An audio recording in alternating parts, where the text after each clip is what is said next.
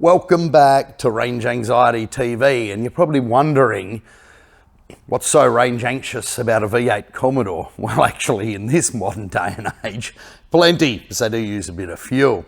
More on that later.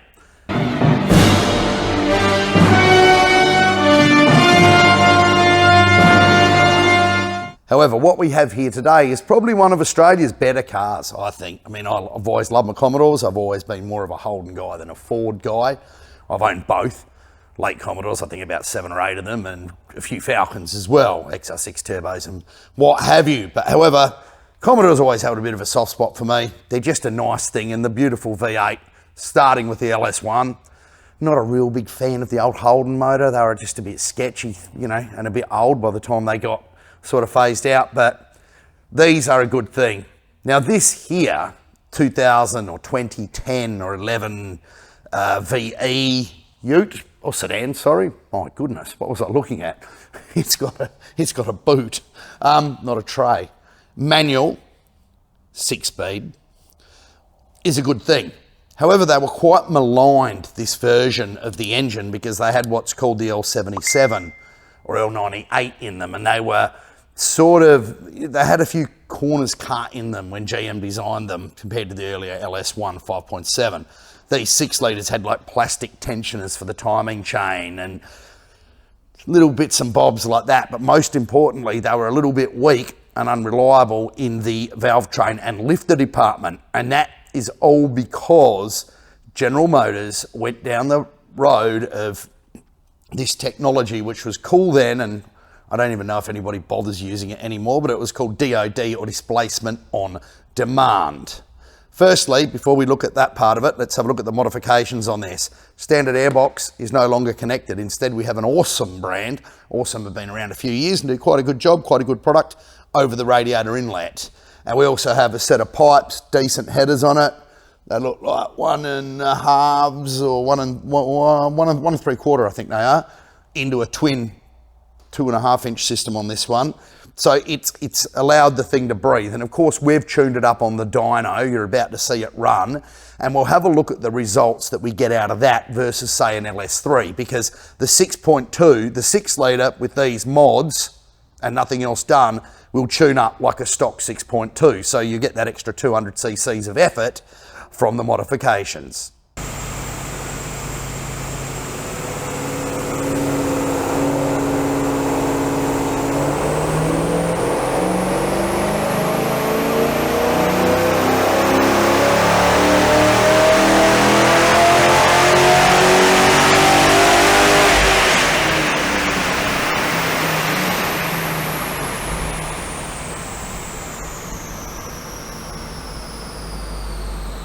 So the results are in, and they're pretty darn good. Standard this car came in, it's the blue line. Across the bottom we have our RPM trace. Standard we got up to, or standard with the exhaust and inlet, 255 kilowatts at the rear wheels, which is, you know, pretty stout, but it is a 6-speed manual, or manual 6-speed as I like to say, which has less driveline loss than the automatic transmission. So pretty tough, but tuned 21 extra kilowatts out of this thing, which is a real big difference for just a bit of software. Just software. But the gains start at the bottom, you know, down at 3,000 RPM, we're making an extra 15, 10, and just go the whole way with the free breathing nature of this package, showing itself to be quite a decent thing. Now, how does that compare to a standard LS3? In my experience, that's about straight on the money. The best I see out of a standard LS3 manual is about 280 kilowatts, mainly around the 270, low 270s. So there you go. We've got this right in the middle, which is quite a pretty, you know, cool thing. But eventually this will, and this has only done very few Ks, it's a beautiful car, but eventually further in its life, those lifters, which I was talking about that are part of the L77 and the L98 versions of the 6 litre, are going to run into problems and collapse because of their inherent design, and it will need replacing or fixing and upgrading. And the way you do that is you put in a camshaft and convert it back to an LS3 style motor, or up to an LS3 style motor with LS7 lifters, different valley plate, different head bolts, and make it a good thing. But let's have a little talk about what DOD actually was and what General Motors were trying to achieve, because while it was a bit of a funky idea, it's something that really didn't work out that well in practice. So we'll go back over to the engine and have another look. So GM came up with this funky idea, displacement on demand, or DOD, or DOD, or whatever you want to call it. It was all chasing fuel economy. Now, it isn't actually displacement on demand, as that name's a bit misleading, because it's not changing the bore and stroke or the size of the engine, which is its displacement. You know, it's swept volume. What it actually does is it turns some cylinders off so that the engine will run in 4-cylinder mode rather than 8-cylinder mode, and only inject enough fuel to run on 4 cylinders. Now, it does this only at very light loads. In fact, the manuals like this car here don't even do it at all. Only the automatics have it active. And I think that's so General Motors could control where and when the cylinder deactivation happened, which, you know, they don't have as much control when you're driving a manual, but you can do crazy things with the stick and the clutch pedal, and it was just all in the too hard basket. I'm sure it could have been done, but they just couldn't be bothered. Now, when it does this, when the engine decides that the conditions are right, that it's going to run in 4-cylinder mode, it collapses some of the lifters, so the valves don't actuate, right? So you'll hear the engine from that big throaty V8 noise. It'll collapse the valves and turn off the lifters and turn off the injectors. That's all controlled by a solenoid pack in the top end of the motor, and of course the engine ECU.